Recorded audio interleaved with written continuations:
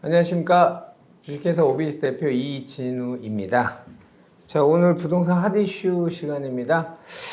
제가 오랫동안 찍었죠. 오비스트 방송에서 곽창석 대표님하고 찍으면서 이제 아주 몇 개월 동안 몇 번 이런 말씀을 드렸었죠. 우리 만약에 하락론자들, 폭락론자들이 얘기하는 부동산 폭락이 시작되려면 전제가 있어야 된다. 먼저 선결돼야 될 전제는 대한민국 경제가 무너진다면, 그 앞에 더 큰 외생 변수는 세계 경제에 큰 문제가 생긴다면, 기초 펀더멘탈이 약한 대한민국 경제에 위기가 오면 당연히 부동산 가격은 폭락을 할 것이다. 그러나 그럴 가능성이 낮다. 이런 얘기를 몇 번 했었는데, 요즘 세계 경제하고 국내 경제 돌아가는 걸 보면 그냥 그때 그 이야기가 현실이 되는 것 같아서 되게 걱정이 많은 요즘입니다. 그래서 긴급 진단, 총체적 복합 위기, 한국 경제 버틸 수 있는가라는 주제로 이야기 나누기 위해서 경제 읽어주는 남자 김광석 교수 모셨습니다. 안녕하십니까? 네, 안녕하십니까? 저희 벌써 찍은 지 한 3개월 됐어요. 네. 좀 자주 모셔야 되는데. 네. 자, 우리나라 초인플레이션 시대를 맞이하게 될 것인가, 디플레이션에 빠질 것인가, 뭐 여러 가지 썰들이 많습니다. 네. 근데 이제 걱정은 네. 어쨌든 외생 변수 중에서 가장 강력한 미국의 그 연준의 그 금리 인상에 관한 얘기들이 심상치 않아요. 네. 위기가 증폭되는 느낌이 있습니다. 미국 금리 인상 어떻게 보십니까? 네. 제가 3달 전에도 똑같은 말씀을 드렸을 것 같은데요. 지금 22년 하반기 이 경제의 흐름을 그냥 이렇게 진단하면 거의 정리가 되실 것 같아요. 물가, 금리, 시장. 그러니까 물가가 너무 높다 보니까 인플레이션이냐 디플레이션이냐 이거를 정의 내릴 필요 없죠. 그냥 초인플레이션인데 어떻게 그런 논의를 할까요? 그냥 초인플레이션 시대입니다. 41년 만에 최고 물가 상승률이죠. 그렇죠. 그냥 인플레이션 시대입니다. 이거는. 그걸 논의할 여지가 없는 거죠. 당장 잡히지도 않습니다. 어쨌든 고물가. 물가가 너무 높다 보니까 금리 인상, 강한 긴축 행보. 그죠? 금리 인상의 과정에서 나타나는 시장에 주는 충격. 이 3박자예요. 그렇죠. 물가, 금리, 시장이에요. 그럼 시장에 얼마만큼의 영향을 줄까 이것인데 그 시장을 이제 구분하면 4가지예요. 크게는. 하나가 실물 경제. 실물 경제 충격을 주죠. 강한 금리 인상 행보는.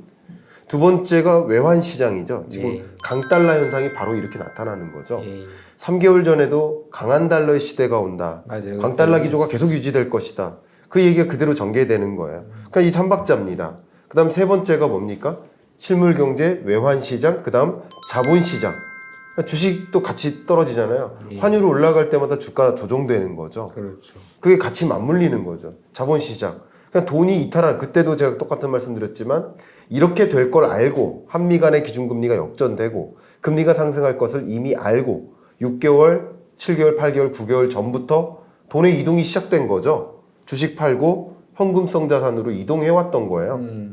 그것은 외국인만 우리 한국 주식을 팔고 나간 게 아니라 우리 한국인도 한국 주식을 팔고 있어요. 그렇죠. 지금 증권 계좌 잔고가 2020년 이후로 최저치예요.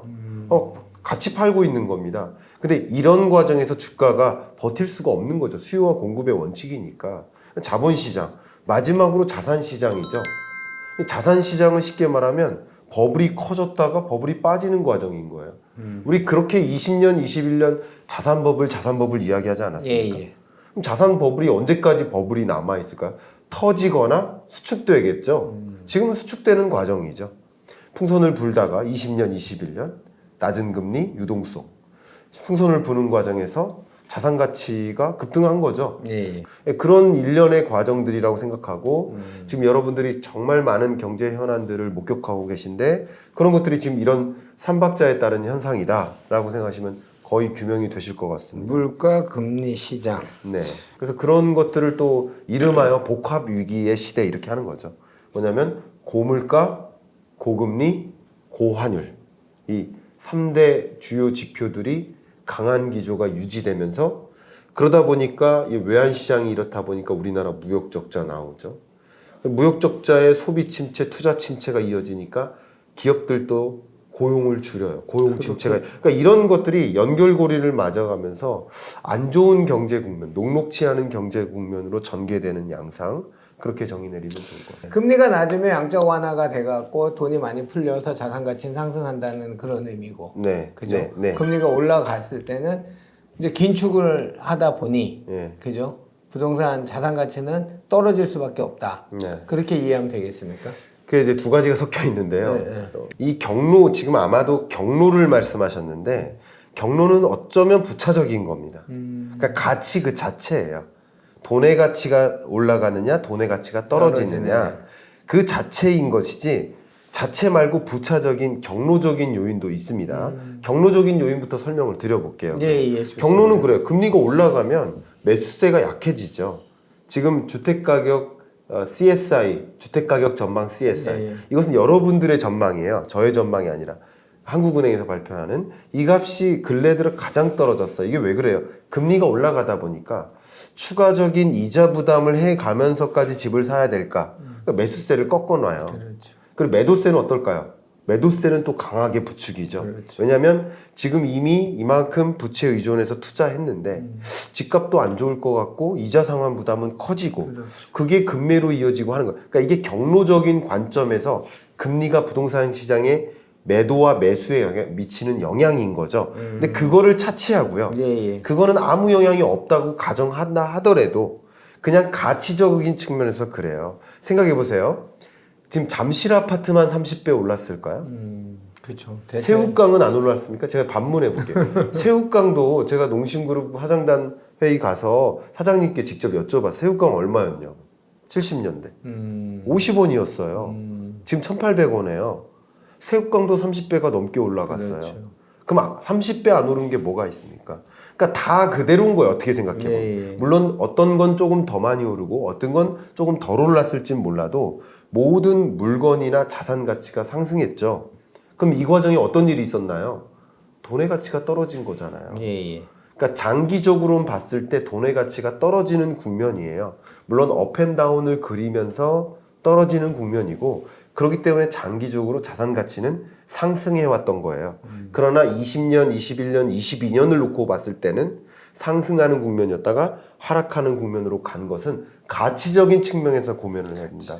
물론 앞에 말씀드렸던 경로적인 측면에서도 충분히 설명이 되지만 오히려 가치적인 측면에서 생각하는 것이 더 맞지 않을까 돈의 생각합니다. 가치가 하락했단 말은 또는 자산 가치가 상승하거나 뭐 이 상관관계에 있어요. 돈의 가치가 왜 하락합니까? 많이 풀렸으니까 하락되는 거 아니에요? 그렇죠. 예, 그러니까 양적 완화, 헬리콥터 완화 뭐 이런 것들로 인해서 세계 우리 김 교수님이 정말 제목을 잘 줬던 긴축의 시대에서 써 있는 것처럼 네. 이전의 시대는 끊임없이 뭐 인위적 경기를 부양해야 되기 때문에 미국에서 이제까지 볼 수 없었던 양적 완화를 진행한 결과가 지금 너무도 많은 돈이 풀려 있기 때문에 돈의 가치가 하락이 된 거잖아요. 그렇죠. 그의 반작용은 자산 가치가 상승이 됐던 거였고, 네. 그죠? 예. 근데 이제 금리를 인상하면서 돈을 죄기 시작한 거죠. 네. 그죠? 네. 맞죠? 맞습니다. 이게 결과적으로는 이래요. 이 금리를 인하하고 유동성을 공급했던 것은 자산 가치를 부풀리기 위한 것은 아니죠. 그렇죠. 경기를 부양시키는 그렇죠, 목적으로 금리를 인하하고 유동성을 공급했던 것인데 그것에 따른 부작용이 자산 버블이었던 거죠. 그렇죠. 역시 자산 버블을 안착시키기 위해서 부동산 가격이 너무 높으니까 그거 잡으려고 금리 인상하는 게 아니라 그렇죠. 물가를 안정화시키기 위해서 금리 인상을 하는 것인데 그것으로 인한 또 다른 영향 금통위 위원들은 주가에 관심 없습니다. 그렇죠. 집값에 관심 없습니다. 국토교통부가 집값을 걱정하는 거고 가계부처는 금융위원회가 결정해요. 그럼 공무원들이 그런 것들도 다 고려하면서 해야 되지 않느냐? 맞아요. 그러나 그런 고민하는 공무원 없습니다. 자기 영역이 아니에요. 그렇죠. 그러니까 물가 안정인 겁니다. 물가 안정. 물가 안정과 경기 부양 두 가지를 고려하면서 이 금리를 결정하는 것이고 그것으로 인해서 나의 가계 경제에 영향을 미치는 것이죠. 그렇게 판단하시면 도움이 되겠습니다. 알겠습니다. 또 이어지는 질문이 이게 먼저 전제가 돼야 될 것 같아요. 이 고강도의 긴축 정책을 이렇게 미국도 지금 계속 파월 연준 의장이 계속 고위 임원들도 금리 인상을 한다고 하는데 이렇게 미국에서 고강도의 긴축 정책이나 금리 인상을 계속해서 물가가 그러니까 경기가 살아나지 않는다면 미국발 경기 대침책 뭐 생각해 볼 수 있을까요? 네, 그건 생각해 볼 수 있겠습니다. 그건 너무나 좀 걱정스럽고 좀 그럼요. 어쩌면 좀 자명하기도 합니다만, 그러니까 지금 연준의 행위는 반드시 물가를 잡겠다, 인플레이션 파이팅이라는 것을 선언했고 2% goal, 2%라는 목표 물가를 이루는 것이 연준의 책무다라고 강력하게 표현했어요. 근데 이것을 어떻게 보면요, 강력하게 표현하지 않든 아무 말도 없든 상관없는 얘기예요. 왜냐하면 우리나라로 치면 한국은행법 1조 1항에 나와 있는 얘기예요. 그냥 그걸 그냥 선언한 것뿐입니다. 잭슨홀 미팅에서. 그러니까 이것을 자꾸 오해를 하고 우리가 움직이는 모습인데, 어쨌든 물가를 잡기 위해서 적극적으로 통화 정책을 단행하다 보니까 물가를 잡으려면 지금 공급발이잖아요. 예. 수요는 넘쳐나는데 공급이 부족한 거잖아요. 그러니까 이제 금리 인상으로 과연 물가를 잡을 수 있느냐? 잡을 수 있습니다. 전쟁을 멈출 수 없지 않느냐? 전쟁은 못 멈춰요. 근데 어떻게 합니까? 예를 내리면 돼요. 소비자의 소비를, 기업들의 투자를 위축시켜서 수요를 줄이면 됩니다. 그게 물가 안정이에요. 근데 이게 뭡니까? 다른 말로 경기 침체죠. 침체죠. 경기 침체. 저는 뭐 사실 그렇게 100% 이해되진 않아요. 왜냐면 경기 뭐 두 마리 토끼를 다 잡을 수 있다면 정말 좋겠지만 그게 힘들다면 예.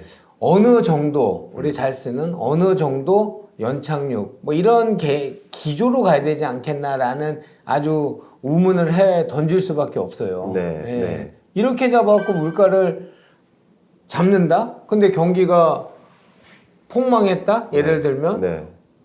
그 어떻게 그래서 제가 늘 파월의 마음을 읽어라라고 이렇게 조언을 드리거든요. 금융위원회 혹은 뭐 금융기관들의 말을 듣지 마시고 파월의 마음을 읽으셔라라고 계속 조언 드리는 게, 파월이 잭슨홀 미팅에서 했던 그 중요한 멘트가 볼커 의장을 2번이나 거론했어요. 그러니까 볼커 의장 1979년 그 당시 연준 의장이 금리 인상폭을 4%포인트 한 번에 최종적으로는 21.5%까지 끌어올렸어요. 그래서 실업률이 미국 역사상 최고치예요. 예. 경기 침체가 왔어요. 그때 많은 그 일자리를 잃은 농민들이나 여러 사업자들이 트랙터 타고 와가지고 연준 건물 쓰러뜨리겠다고 봉기가 일어났었어요. 그때 볼커 의장이 그 죽음을 두려워하지 않았어요. 미국 경기를 잡기 위해서는 물가를 먼저 잡아야 된다는 판단을 했었어요. 그래서 매일 총 차고 주무셨어요. 근데 제가 드리는 얘기가 뭐냐면 파월 의장이 그 볼커처럼 하겠다라는 거예요. 일종의 이 경기 침체가 와야만 물가가 잡힌다. 그리고 나서 경기를 부양시키는 거다. 그러니까 통화 정책의 롱텀한 시나리오는 경기 침체를 용인해 가면서 물가를 어쨌든 잡아야 되고, 그렇지 않으면 영원히 물가를 못 잡으니까 물가를 잡아야 되고, 그리고 나서 경기 부양적으로 금리를 적극적으로 인하한다든가 물가를 잡고 나서 그것을 해나가면 된다라는 판단이에요. 첫 번째가. 두 번째는 뭐냐면 이건 파월의 생각이고요. 여전히 통화 정책으로는 물가를 잡고요. 경기 침체가 오겠죠. 그러나 행정부, 통화 당국 말고 재정 정책의 이 바이든 행정부는 이것을 연착륙시키기 위한 그림을 다 그려놨죠. 그게 인플레이션 감축법이에요.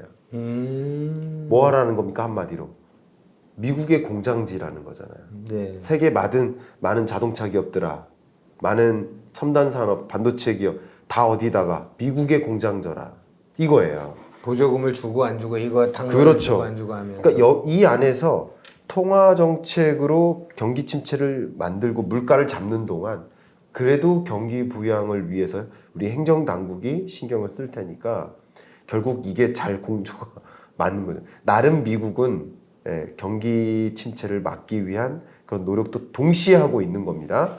그래서 올해 경제 성장률 전망치를 0.2%로 뒀어요. 지난 6월까지만 해도 1.7%로 봤거든요. 1.7%면 미국 경제 치고 괜찮은 거예요. 네. 근데 0.22%로 전망했습니다. 연준에서. 그럼 뭐냐면 경기 침체를 용인하겠다가 아니라 아예 경기 침체가 전제돼야 된다라고 보는 거예요. 그 정도로 강한 긴축 행보를 해 나가겠다라는 표현이라고 볼 수 있겠습니다. 네. 어렵네요. 예. 자, 그 초강대국이라는 옆에 있으니 이렇게 서러움을 당해도 뭐 할 수 없는 거죠. 뭐 기축통화국이고 네.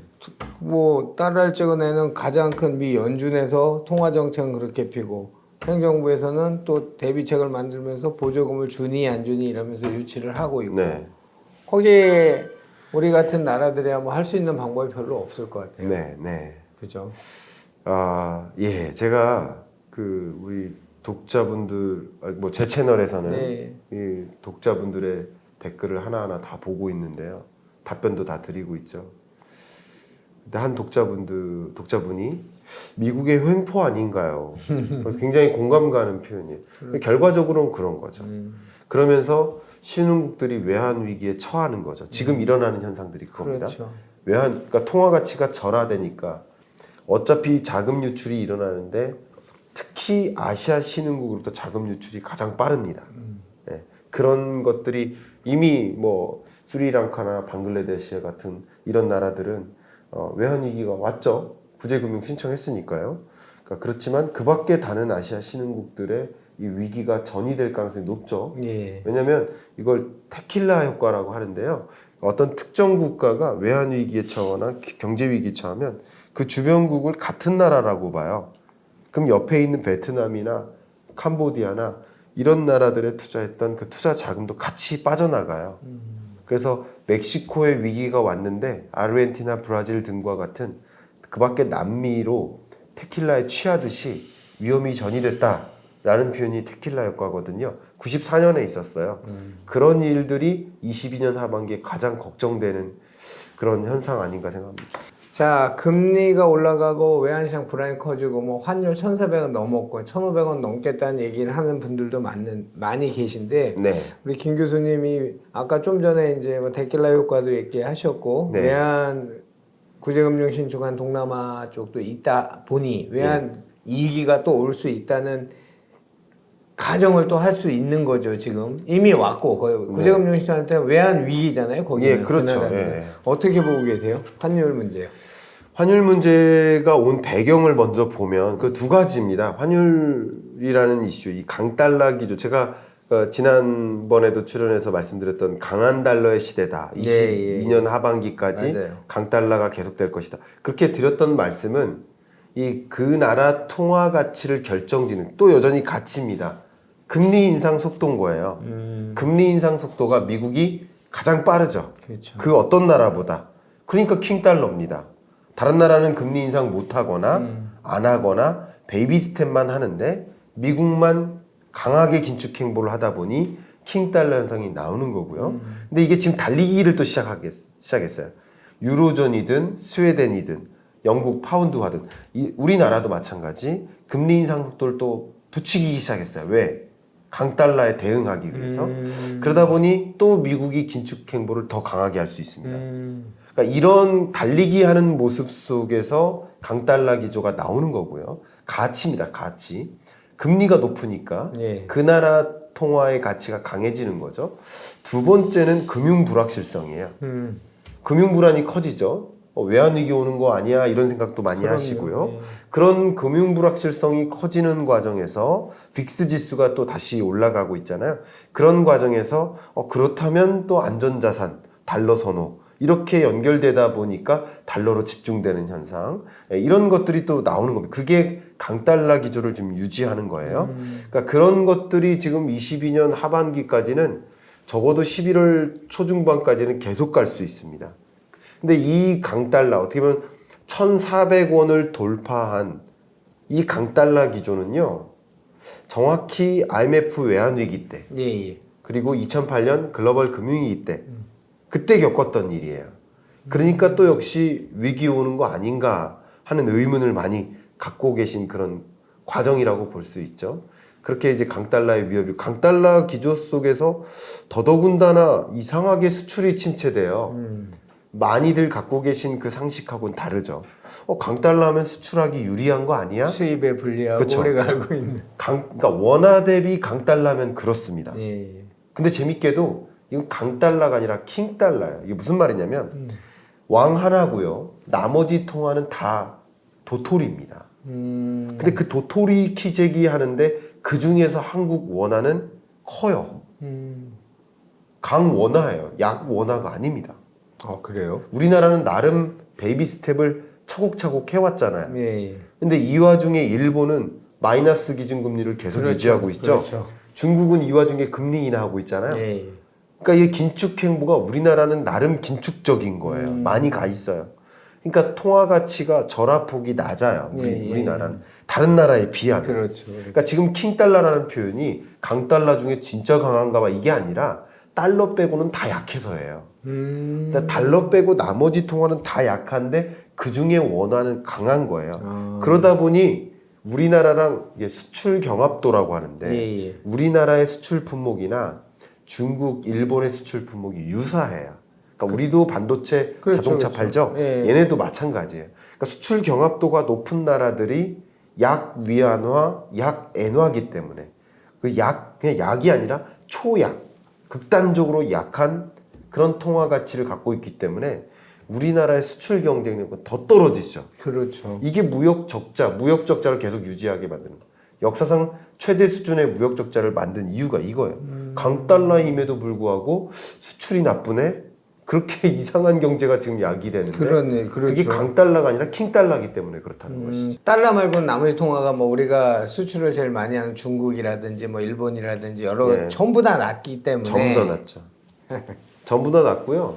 심지어 유로존하고 파운드화 같은 네. 경우도 지금 뭐 이미 얘기가 나왔듯이 1달러가 1유로다 뭐 이런 얘기까지 나왔잖아요. 예, 그러니까 이것을 견뎌내기 위해서 유로존이 ECB 유로피언 센트럴 뱅크에서 역사상 처음으로 자이언트 스텝을 합니다. 0.75% 포인트를 올려요.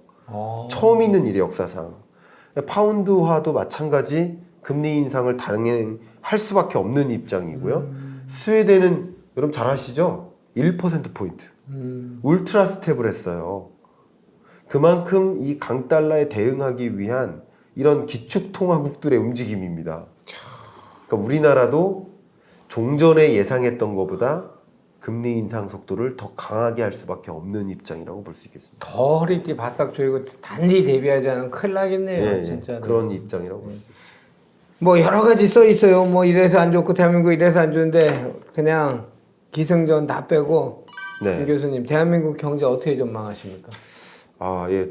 제가 사실 이 경제 전망서를 이제 매년 발간하고 있고 예. 또 23년 경제 전망서를 이제 탈고를 했습니다. 아, 그래요? 예, 탈고했고 이제 정확히 이제 한 달 뒤에 나올 텐데요. 제가 이 전망서에 항상 그 해를 정의를 내려요. 그래서 그 정의를 무슨 점 이렇게 표현을 해요. 네. 이제 2050년 전망까지 낼 거라서 그 점을 다 잇다 보면 선이 되잖아요. 아, 그렇죠. 그래서 점으로 표현을 하고 있습니다. 근데 23년 경제를 좀 굉장히 죄송하게도 안 좋게 표현했습니다. 예. 안 좋은 표현인데요. 내가 먹고 싶은 게 있음에도 안 먹는다. 아이한테 유기농 달걀을 사주고 싶은데 내려놓고 그냥 싼 달걀을 사준다. 2인분 먹고 싶지만 그냥 1인분만 먹고 만족한다.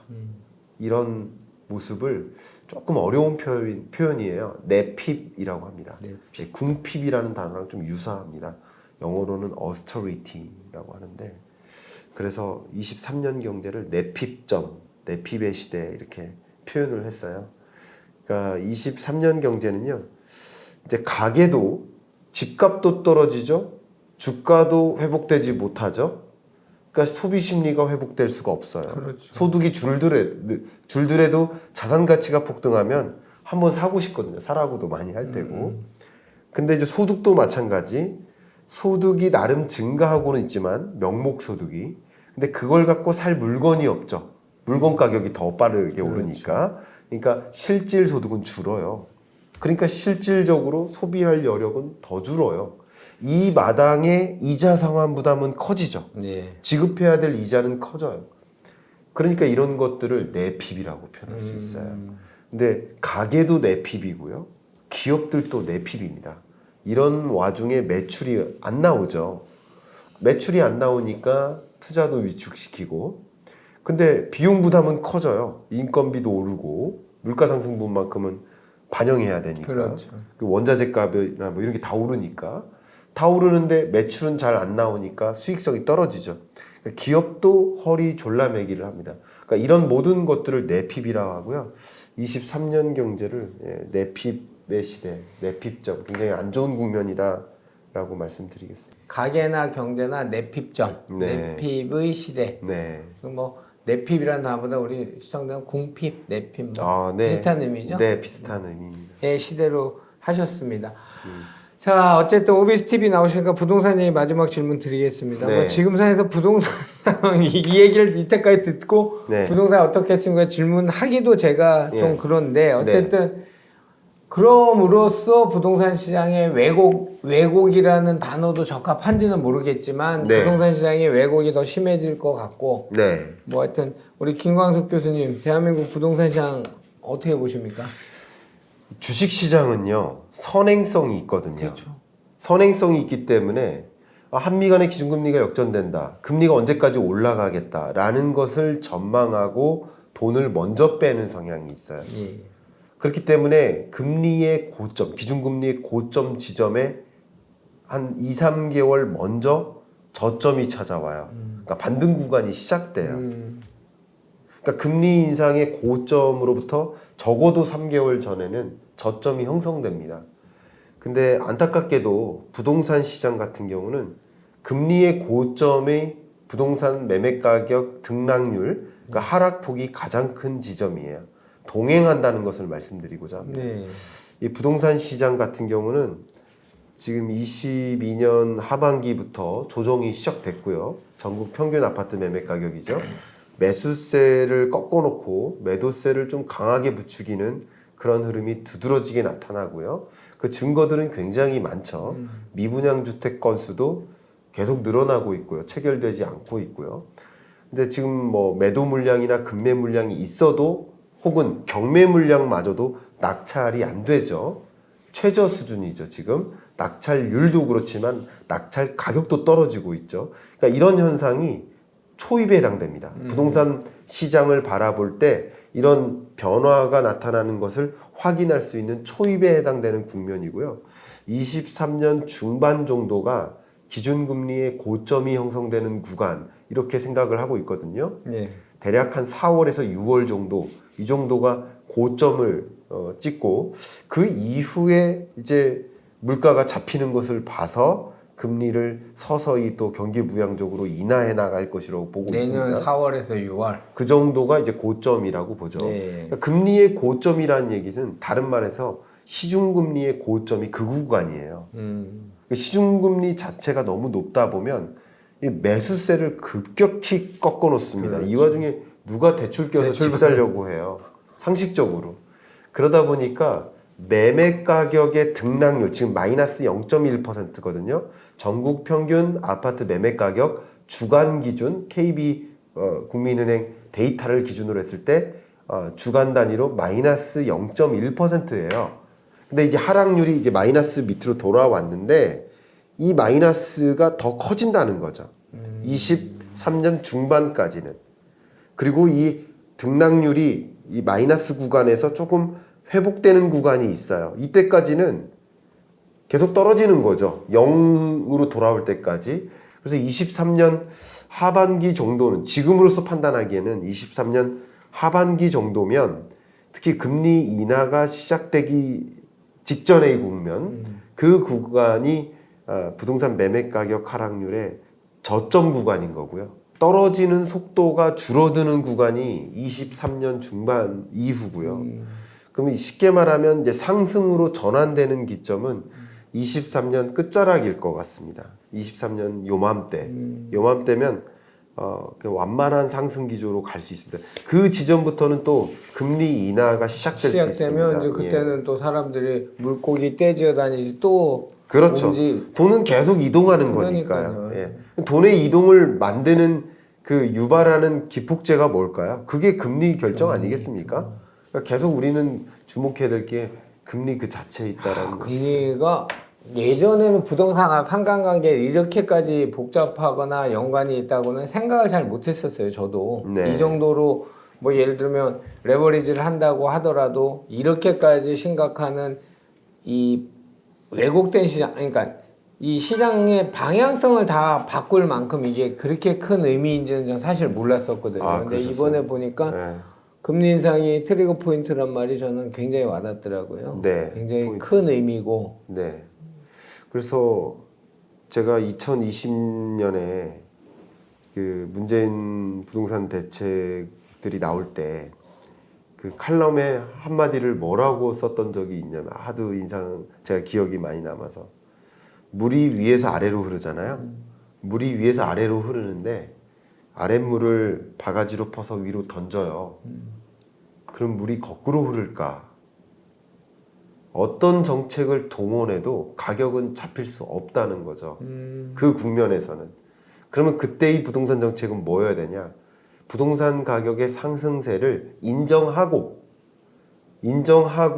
그것으로 야기되는 여러 가지 문제를 극복하는 데 집중해야 되는데 계속 여전히 잡을 수 있다고 호도하고 잡기 위해 노력하는 거, 잡을 수 없음에도 불구하고 거기에 부동산 정책의 실패가 있었다라고 저는 판단을 했었거든요. 이 세상 사는 게 다 이치가 상선약수란 말이 다 모든 거에 다 적용되는 것 같아요. 그냥 물이 흘러서 가듯이 지금 말씀하신 것처럼 여러 가지 정책을 그냥 인정을 그때 17년 파리 대책을 나온 이후에 공급이 부족한 걸 인정을 하고 왜 자꾸 다른 뭐 도심 공공주도 복합 공공재개발 공공재건축 이런 형태의 공급이 말고 시장에 맡겨놓고 그때 공급이 이루어졌으면 19년, 20년, 21년 가격 폭등이 많이 풀렸어도 이렇게 심한 가격의 상승은 이루어지지 않았을 거라고 생각이 들어요. 네, 맞습니다. 그런 의미시죠? 예.